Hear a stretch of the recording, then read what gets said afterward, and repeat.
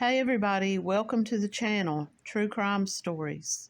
If you're new to the channel, please hit that like button and subscribe so you can hear more. Thanks for stopping by.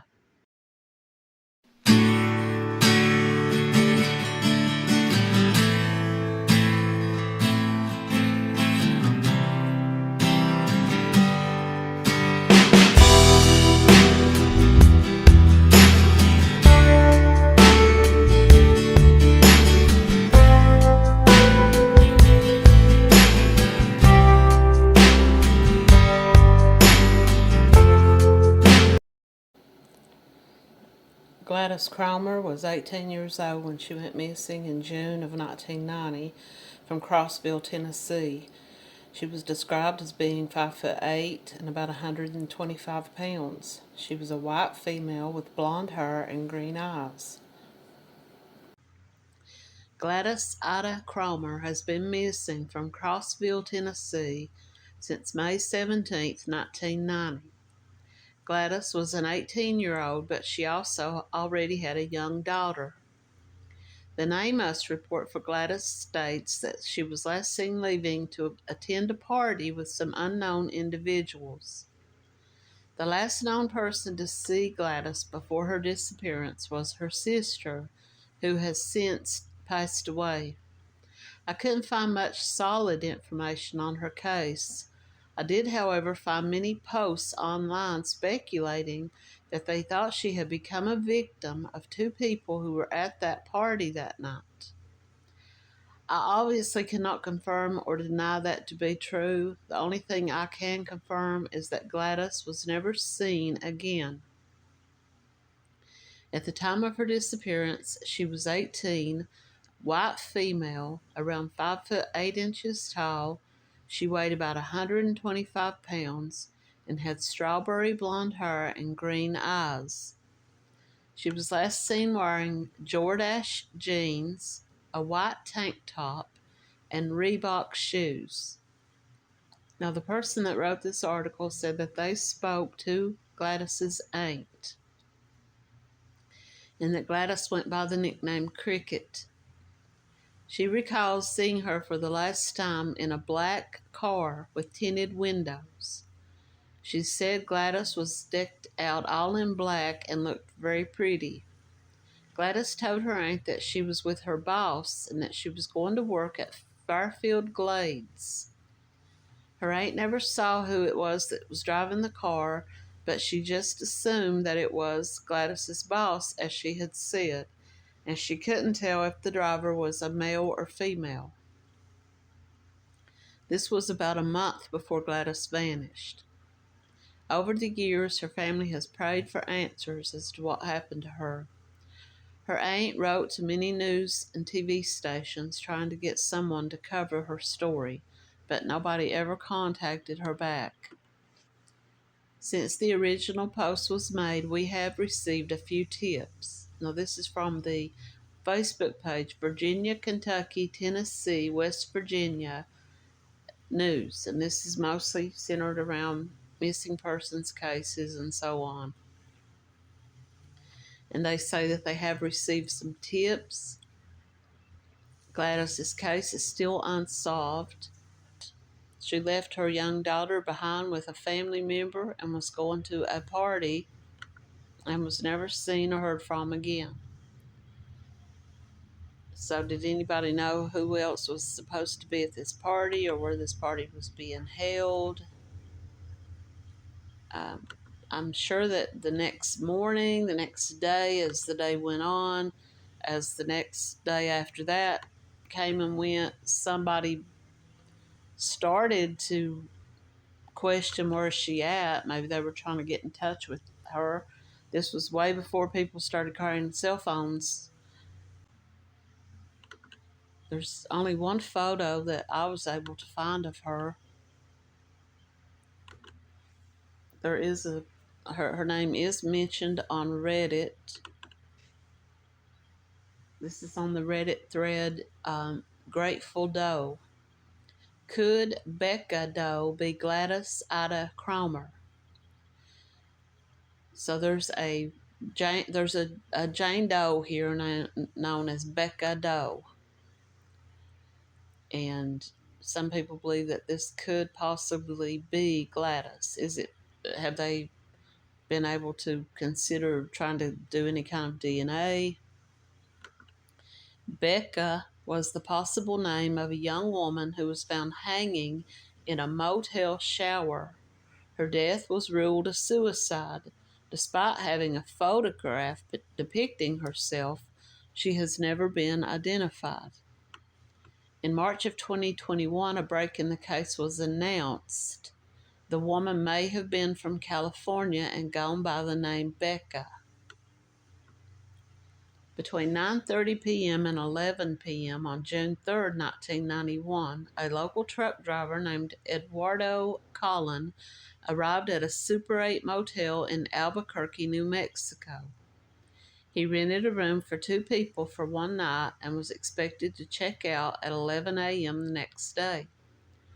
Eduardo provided legitimate information on his registration slip, except for he provided a false license plate number.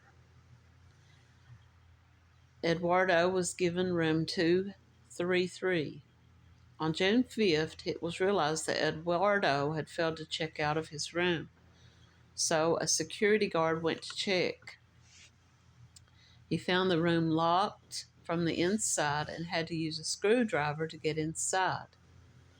When he got inside the room, he didn't notice anything unusual except multiple alcohol bottles on the table.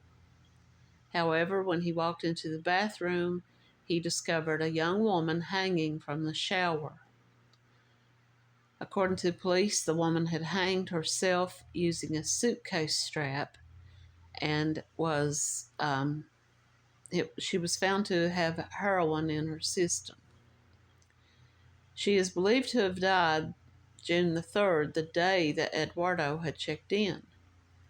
The woman was severely decomposed.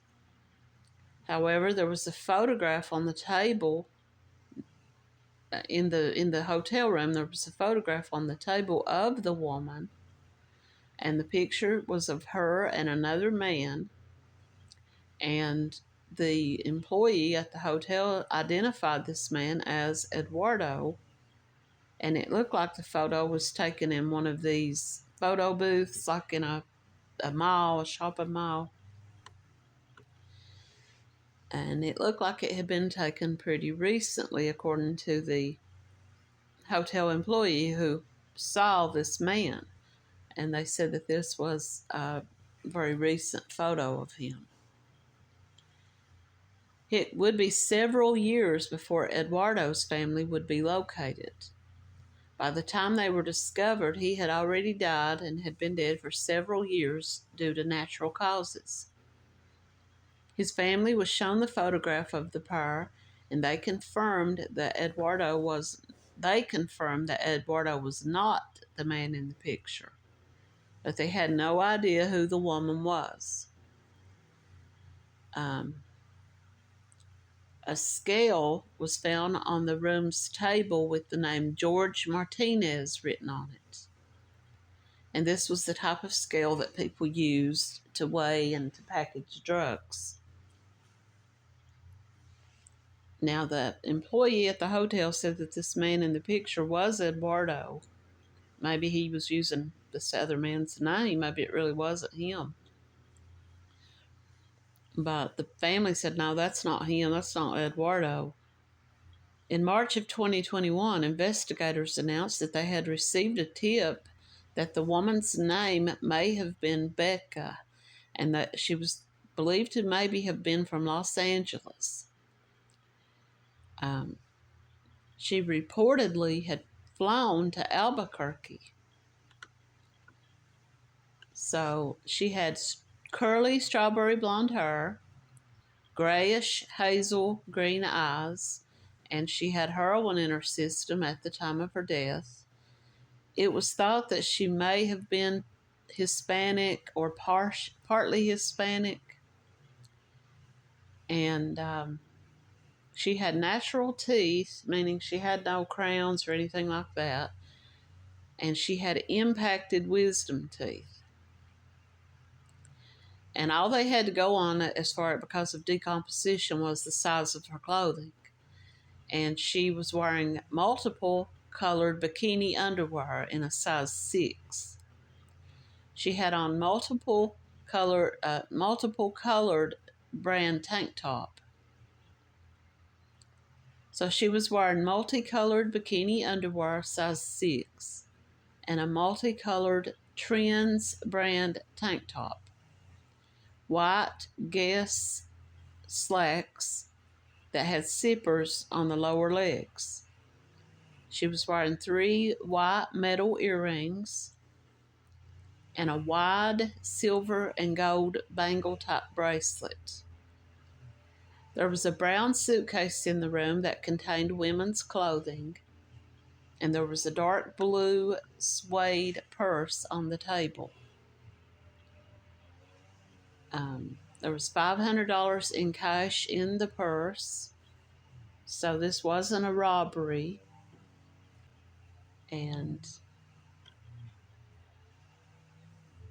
some people just ask the question, is it possible that this woman may have been the woman missing from Tennessee, and Gladys Cromer? And I don't know. I guess DNA would be able to give them some idea if that was who it was. Rumors throughout the years have suggested that Gladys was killed that night, and that there are people out there that know where she is and what happened to her. She would be 54 today. She was 18 years old at the time of her disappearance. She went by the nickname Cricket. She left for a party with some other people and has never been heard from again. She left behind her young daughter, and there are very few details in her case. If anyone has any information about the disappearance or the whereabouts of Gladys, you can contact the Cumberland County Sheriff's Office at 931-484-6176. This is another one from Tennessee. This is the Lady in the Lake, Oak Ridge, Tennessee. On March 6, 2000, 2 fishermen found the body of a nude woman floating in Melton Hill Lake. She has remained unidentified ever since. She was a white female estimated to be between 25 and 35 years of age. She was around 5'9", but her weight could not be estimated. She had brown hair and pierced ears, and she had had extensive dental work. It was believed that she had been dead for at least a couple of weeks when she was found. She did still have food in her stomach, and investigators determined that her last meal came from the Iron Skillet restaurant on Watt Road. So there must have been some type of food there that they served, and this is what she had consumed and was still in her stomach. Investigator believes that she actually drowned in Melton Hill Park and that her body floated across the river to where she was found. The only clue left on her body was a gold ring with a cross in the center. Her DNA was sent to Othram Labs, allowing investigators to narrow down her family tree.